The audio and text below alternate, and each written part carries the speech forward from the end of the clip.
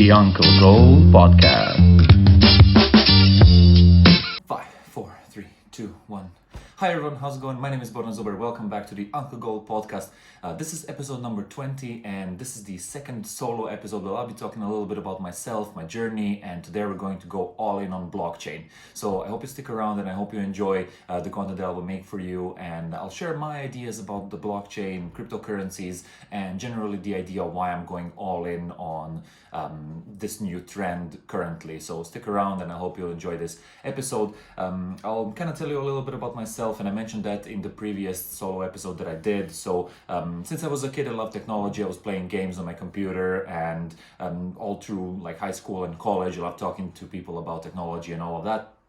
And I think that the first time when I heard about blockchain was around 2017, could have been 2016, when I heard about it from people who are actually working on it in a way where they were investing.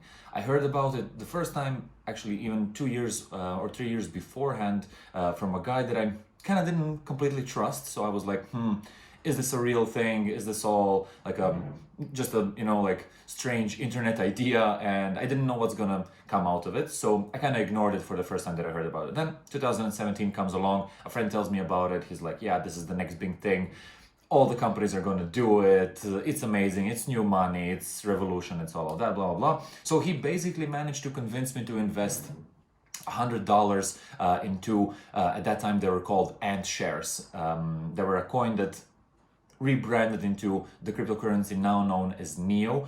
They're something like Ethereum, but based in China, and Bill Gates was also investing into them. So I basically was kind of surprised how good it was going for my first investment, and I kind of got freaked out. I made from 100, I made like $300, and I was like, whoa, like, because usually I had the idea of like you have to work to make money, and I didn't have the investor mindset, and I kind of got scared of it because I was like, oh, I can't handle this. And I really thought that if this continues on going, that I will probably make a huge mistake and do something wrong with it. So I kind of backed off of it, but I was watching the whole area from afar. And as time moved on, I was more and more convinced about it. And last year in 2020, I started to rejoin the space again, started investing a little bit, and kind of learning more about it. And I was also exposed to it through work, and I kind of restarted my cryptocurrency story from there on. Now, when you think of cryptocurrency, you have to take into account like what they are and how they work. And for most people, they only heard about Bitcoin, and now maybe this year about Ethereum. But when they hear that there are over 8,000 different cryptocurrencies, they're like, how is that even possible? How does that even work? So let's just kind of try to explain the basics of Bitcoin and how it works. So it's basically a decentralized ledger. It, in its essence, stores the information of all the transactions that ever happened. So imagine someone writing down on a piece of paper, Borna sent money to this guy sent money to that guy, and it stores it automatically. So the first use case for it would be directly tied to the monetary system, where you wouldn't have a need for an, let's say, audit authority checking all the transactions, because the blockchain does it automatically. How it works is that it stores the data from all these transactions into these so-called blocks. And miners, which we'll get to later, check all these transactions. And as a reward for checking all these transactions, they get a new coin unlocked as a result of that process, to kind of incentivize them to keep the network stable and going and secure, and of course, to see if everything is valid, if everything worked properly. So basically, miners get rewarded for that. And then you can ask, oh, so they're creating the coin out of thin air, right? But it's not actually that. It's a complicated process where the blockchain encrypts all its data, and it makes it hard for anyone to figure out actually what happened there. So you have to invest your computing power into figuring out the solution of that block. And as time grows, as time progresses on and time goes on and the blockchain grows bigger and bigger, it gets harder and harder to unlock these blocks and figure out all the transactions and check everything. So it gets harder and harder with time. So 10 years back, you could mine a bunch of Bitcoin in one day using your computer alone. But during the last few years, it got so hard that even if you have like a bunch of serially connected CPU miners, you still get only a fraction of a new Bitcoin converted. So it's really, really hard to create new Bitcoin. It's also anti-inflationary. When you think about money and how it is created, money is basically debt. So banks and central banks issue new money by issuing debt. They say, all right, I'm going to create $1 billion of new dollars. Now we own you $1 billion in debt, right? So it balances itself out, which basically is good and bad because you kind of can stimulate the economy through creating new wealth that's then being used by people. But on the other hand, you're creating a massive amount of debt that is kind of just sitting there. So the biggest problem actually in all of that is that there's no cap to how much dollars or any other currency can be actually printed out. So the blockchain has a really unique solution to that, especially Bitcoin. It was programmed that there are only 21 million Bitcoins totally available at all. So we still haven't unlocked all of the Bitcoins from the blockchain. We're still mining and processing it as we're going along. And the max amount that we'll ever be able to extract from the network will be 21 million. So that means it's scarce in itself.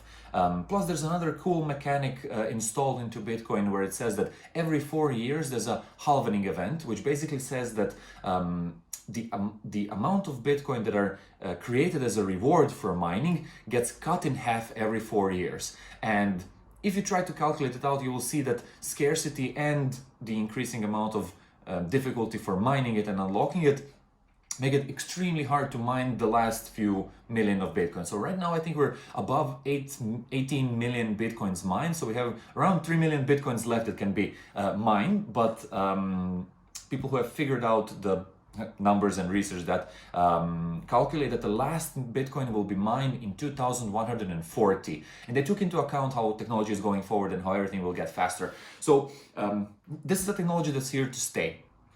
Bitcoin has over the last 12, 13 years proven that it works, that it's reliable, stable, it's decentralized, so it's not on one database, it's spread around a bunch of computers out there. And it makes transactions very, very easy. So Bitcoin kind of in itself sparked this new wave of money, this new concept of how money can be conducted. And Ethereum is one of the next big projects that we have to go into, is kind of the second crypto people learn about. It was not the second ever created because there were a lot of smaller coins that never kind of saw the day of light or saw it only for a short period of time, that are now maybe dead or forgotten or just not being used. But Ethereum is a big one because it added another layer onto the blockchain, and that was programmability and smart contracts.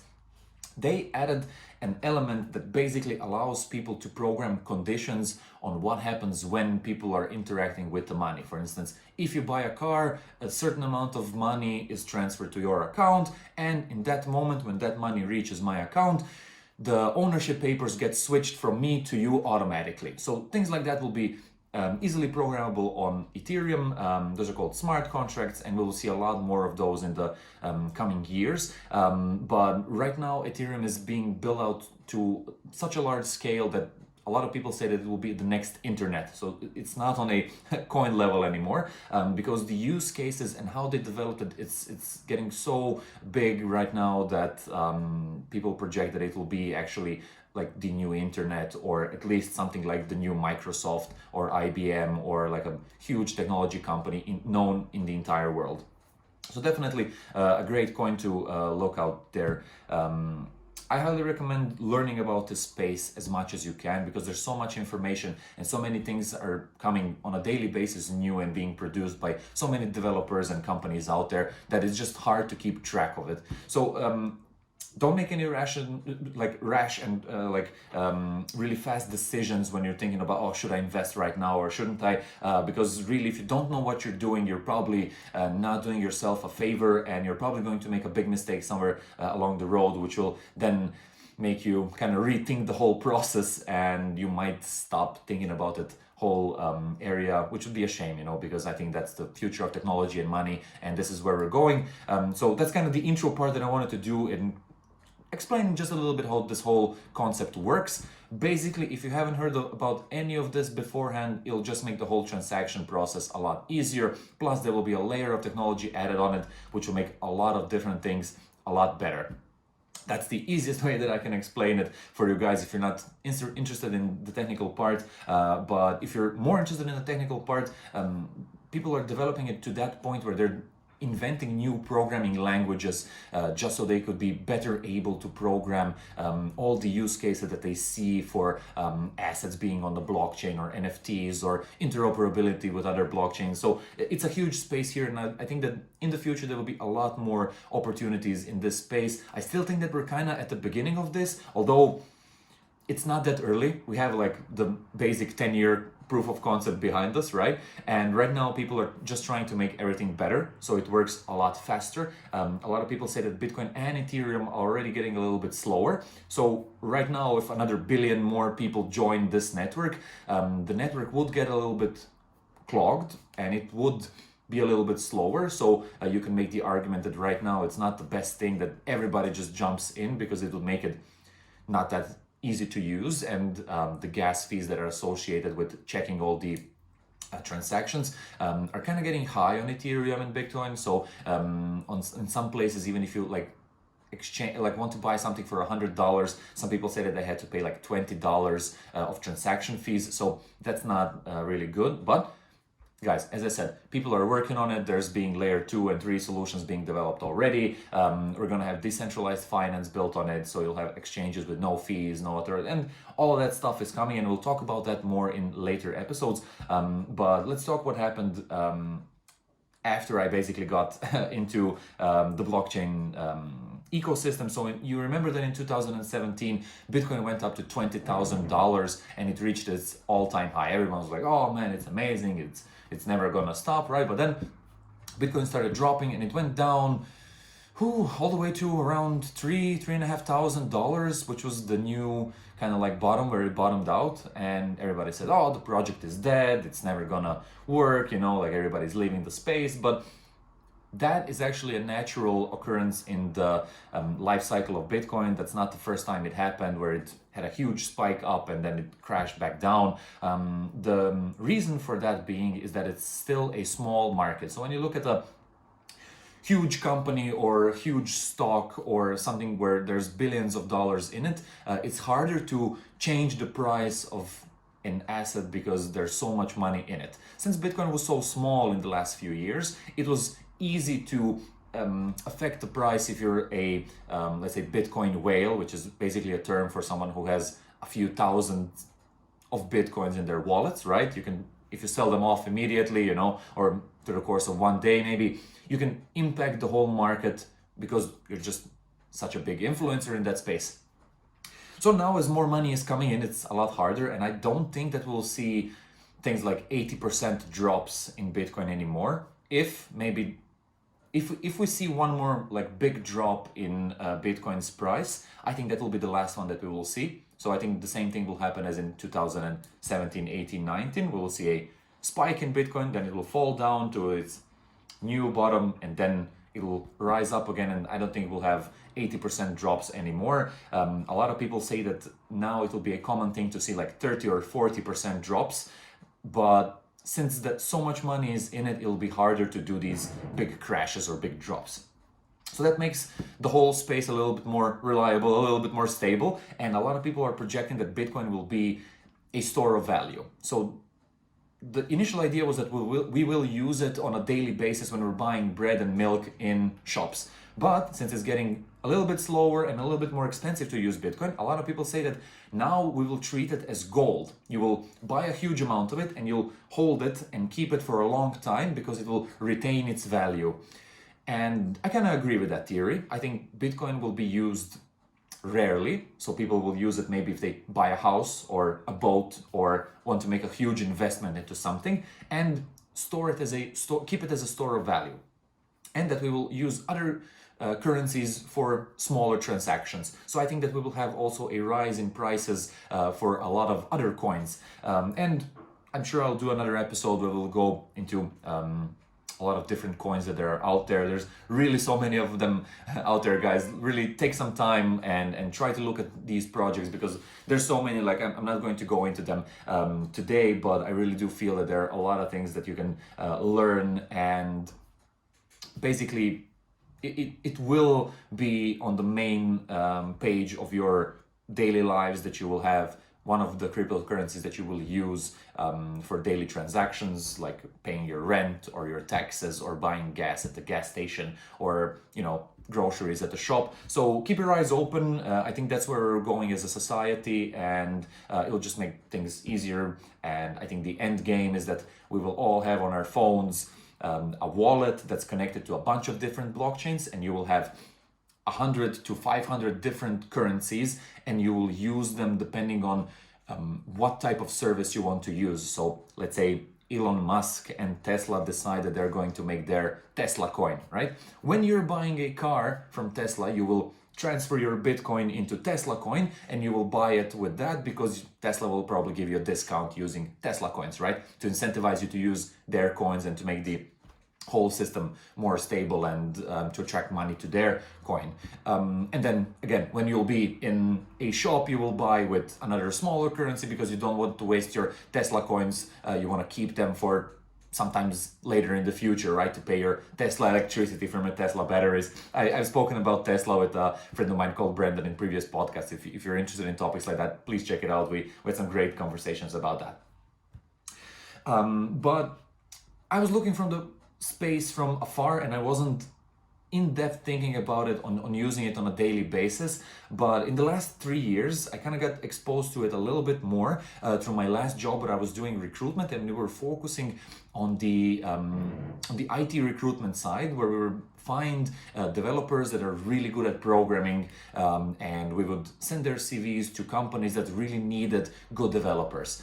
And as I was doing business development, I was going through companies in Germany, Sweden, and places like that in Europe, where there were big tech hubs. And I would find a lot of new projects that were kind of related to blockchain. Either it was a big company trying to test it out, or create a smaller division where they're kind of thinking of doing something with the blockchain in the future, and they were just kind of looking to hire 1 or 2 developers to kind of set it up for the future.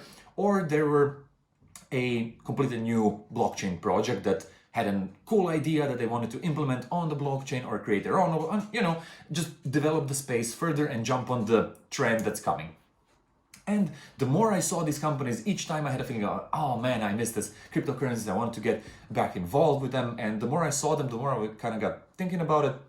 So again, I started investing a little bit more, and researching about the companies, and following them on LinkedIn, and doing a little bit of research. And there are really a lot of cool projects out there coming, guys. So if you're thinking that it's too late to join the whole cryptocurrency ecosystem, I think we're just kind of opening the doors to the house. We haven't even checked out the rooms, and we're not even sitting on the couch having coffee. So we're just kind of opening the door and looking inside. That's how early we are, in my opinion, even though it has already been 10 years, or no, 12, 13 years that this whole space has existed. So you're definitely not too late. You still have time. Don't worry about it, guys. Just put in the time, put in the work, and I'm sure it'll catch up, because there will be so many companies that will start using it, that probably the company where you're working right now will probably implement some kind of blockchain. If not as a payment system, they'll probably accept payment in cryptocurrencies. And then the second stage will be implementing a blockchain into their services, and going more into the maybe even gamification. And we'll talk about that a little bit later. Then 2021 started, cryptocurrency market started going up ever since end of 2020. Everybody got into the euphoria again, high emotions, high investing. Yeah, just do it, pump all the money into Dogecoin, and all of that stuff. And we're seeing that now. So some of it is a little bit, too emotional about it. So guys, always keep your emotions in check. The emotional traders usually lose. Analyze the market, look what's going on, read a lot about the whole space, so you're well informed. Don't just see one comment on Twitter or on YouTube and be like, oh, this is it, and invest your life savings into it. I don't think that's a really good idea, but I'm not a financial advisor, so I'm not doing this to tell you where to invest. I'm telling you how big of an opportunity this is for the long-term future. And I really do think that a lot of businesses will be jumping on this internationally, globally. I'm sold on the idea, and that's one of the bigger decisions that I made for 2021. I decided to dedicate this year to blockchain and go fully into it. I enrolled into college to learn more about it. My previous boss pointed out to me like a great opportunity there. There was a college here in Ireland that was doing a one-year course on blockchain in business, and I was like, wow, this is such a cool thing. And I jumped on the opportunity, and I seized the moment, sent over my details, applied, they accepted me, and in January I started in GMIT, or Galway Mayo Institute of Technology, and I started learning about blockchain and how it can be implemented. And we started with the basics, and now we're kind of going more into complex parts of the whole ecosystem there. And I really love learning about it, and I see now even more how early it is, and I really do think that I'm positioning myself in the right direction. So you're definitely going to hear me talk about blockchain a lot more on this channel, and if you haven't yet, please do subscribe and leave me a comment where your thoughts are on this whole ecosystem and where the blockchain is going, or if you're invested into something, even leave me a comment on what you're investing in. I would love to hear about it. But generally, I think that the first biggest move that everybody has to make is kind of educate themselves about the whole space and how it works, the technology behind it, transactions, companies, projects, all of that.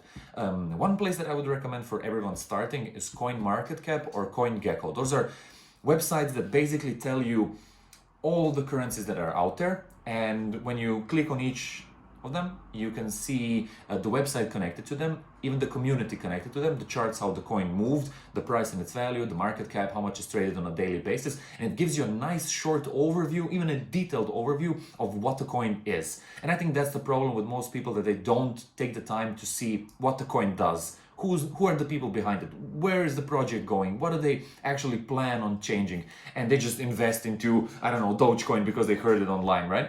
So definitely do your research and then make a decision calculated based on that.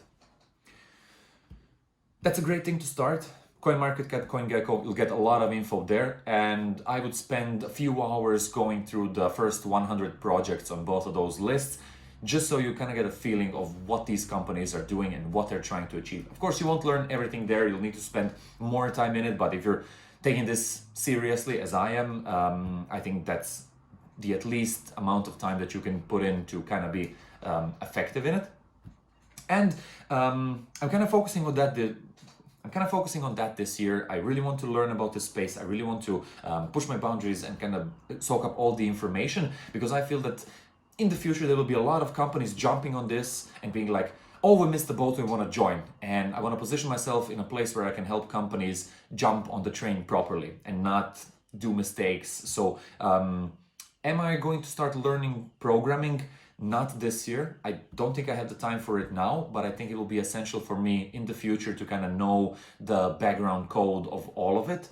And I got some exposure to it through this last recruitment job, where I was talking to developers every day about what technologies they were working on, and companies and CTOs, how they're planning on building out their teams and all of that. So I kind of saw the organizational part of it, but I haven't seen the literal code behind it, So at one point I'll definitely invest a few months into learning about that, just to kind of get the basics down. And I already found some resources online that are very useful, like learning Solidity of Ethereum, which is basically one of the languages that they invented for the Ethereum network. And there are a lot of other projects out there that are doing their own programming languages, so it's very, very interesting. Guys, if you're looking towards programming, it's good to have the basics down of other programming languages like JavaScript, Java, Python, and all of that. But I really do think that if you're looking for something that's going to be big in the next few years, I think it would be a smart idea to look into programming languages specifically designed for blockchain technology. I think people will need those more and more, and it's extremely hard to hire them. So if you know a little bit, it'll be a lot easier to get a job there.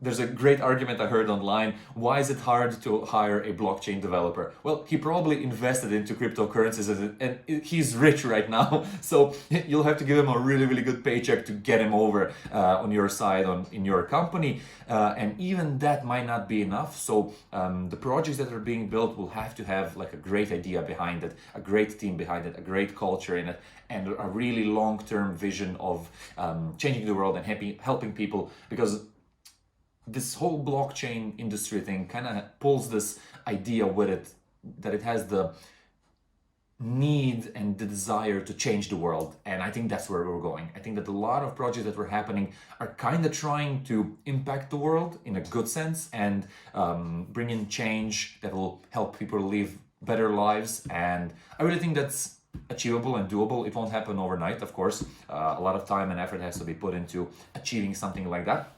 But I'm 100% sure that the world will be a better place because of blockchain. So that's kind of my prediction for the future.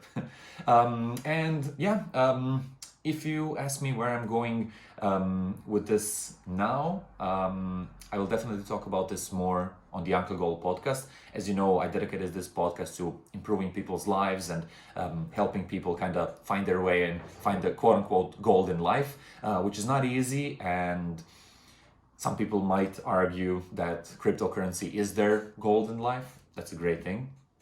But I think that it's important to look and work on yourself and improve yourself. And money is, of course, one part of our lives.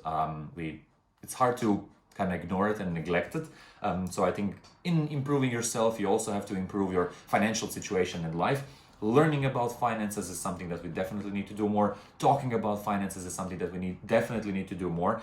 So I'm very welcoming in talking about finances and especially cryptocurrencies on this podcast. So if you're interested in talking about it, please give me a shout. But I will definitely bring on people that know more about the project, and will definitely not just work on our mindsets, bodies, habits, routines, and stuff that we can learn, but also on this financial side, where we're looking into how to improve our monetary situation, and are there some projects out there that we can implement in our lives that will not just give us a better financial situation, but also improve our lives to the better. And I think that there are a lot of projects out there like that, and that's why I'm going all in on blockchain this year. And right now I'm looking for winner projects. I'm trying to educate myself on winner projects. I'm looking into DeFi, NFTs, also implementing already existing projects into practice. So not just investing into a coin and pulling out the money into dollars or euros back again, but really trying to use the coin in the ecosystem where that coin already works. I think gaming will be a huge part in this area. As I told you, since I was a kid, I loved gaming. There are platforms being built where you will be literally able to earn money while you're playing games. So that's also an interesting topic that we'll cover at one point. I mentioned NFTs there. NFTs are basically non-fungible tokens. It's a complicated word, but it's, in the simplest form, it's a digital representation of something in the real world. Let's say you have a really cool painting. You create it in the real world. You only have it there, right? And it's hard to kind of do anything with it, but you can create a digital representation of it that symbolizes that you're the owner of that painting. And let's say if you sell your painting, you lost ownership of it, right? But you don't need to sell your, let's say, Picasso for 10 million. You only maybe need 2 million, right? And if you have an NFT asset of that painting, you could sell literally 10 or 20% of your asset to other people and still keep ownership of it and earn the money from it. So this is one example. Other examples might be if you ever played a game and you got a really cool sword or t-shirt or jacket or shield or something, an item in a game, you could basically take it out, sell it on the market, or you could just show it off in a virtual gallery and be like, ooh, this is mine, and then people could see it. So there will be a lot of use cases for this. I think there will be digital books where special pages will have special effects and will unlock certain possibilities for you as a user, maybe a one-on-one chat. Like every 1,000 book bought could be like a golden NFT book, which allows you to directly call the author of the book this year and have a 1-hour conversation with him. That would be an amazing NFT, by the way. Then we have DeFi coming. It's decentralized finance. Most finance is centralized right now, and the whole blockchain idea is to have everything decentralized, so there are no middlemen. The idea is that the blockchain handles all of that for you, which is a great idea, great concept. Now people are working on decentralized exchanges where there's no like middlemen. It's still early for those projects, but we have some like Uniswap is one of them, and there are others being developed, but the space is coming. There will be a lot of these projects really, really soon. So keep your eyes open, guys. I'm sure that you will hear about them in the news and online, definitely. Like if you join Twitter, there's so many people talking about this space. Just follow a few groups or follow a few of these coins or industry leaders, as they call them, and you'll learn a lot from that.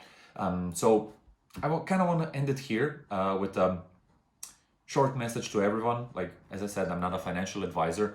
I really do think that finances are an essential part for everyone. Most people are struggling with finances, first because they're not educated enough, then they're kind of keeping it to themselves, so they're not open enough about their finances. Third, they're not surrounding themselves with people that are educated about money and they want to talk about it, so they're not getting tips and ideas from other people and concepts on how they've done it. And fourth thing, they're not doing anything about their financial situation. They just go to their jobs and get the paycheck, and that's it. They try to pay their bills, and that's basically it. I feel that we'll have to get a lot more nimble with our finances, and it's easily possible that in the next 1 or 2 years, your old bank will call you and be like, hey, we have this option of buying assets, cryptocurrencies, NFTs on this wallet. Try it, download it if you want. And then in 5 years, you'll be like, we're completely switching to wallets, and you have your local bank using a cryptocurrency wallet, and you're paying with cryptocurrencies in the next 5 years. So you're definitely, if not today, you will have to learn about money in the future, because the rate of change will kind of force you to it. So if you're trying to avoid it, sticking to cash is an option, but how long can you do it? And can you use cash for everything? Probably not. Especially when you look into account what happened in the last few years, where all the online shopping just exploded. Everybody started buying everything online because they were in lockdowns at home. So that's kind of the direction where we're going. Everything's going more and more digital. Finance is going into the direction of cryptocurrencies. A lot of big institutions, a lot of big companies are going there. Guys, educate yourselves. Listen to podcasts like this where people are talking about it. I'm sure that you'll learn a lot. Definitely leave me a comment on what you would maybe like to hear more about in the next episode on blockchain and cryptocurrencies. I know I just scratched the surface here, and this is just like an overview intro episode, but I'm trying to do every 10 episodes one of these where I kind of tell you a little bit about myself and where I'm going and what I'm doing. And in the last one, I talked about myself, just so you guys kind of get to know me, because I think that a lot of podcast hosts never talk about themselves. They just bring on the guest, and then the guest talks, or they have a conversation together about, just ideas. And then you're kind of listening for 50 episodes and you don't know who the person is that's kind of hosting the episode. So I just did one of those. This is the second one, and I really wanted to talk about blockchain because I think this is a big year for me, and I think this will be a big year for a lot of people. If we are late, I don't think we are. You might look at it from the perspective like, oh, I missed a lot of investment opportunities. Yeah, but there are a lot of investment opportunities still to come. So you still haven't lost all your chances. You still have a lot of opportunities to go, especially if you really get into the area and really kind of make it your career or direction where you want to work at. I'm definitely going in that direction. I definitely want to be more in that space, learn more, and help people establish their not just portfolios, but implement blockchain into their businesses and kind of help them with business decisions around that.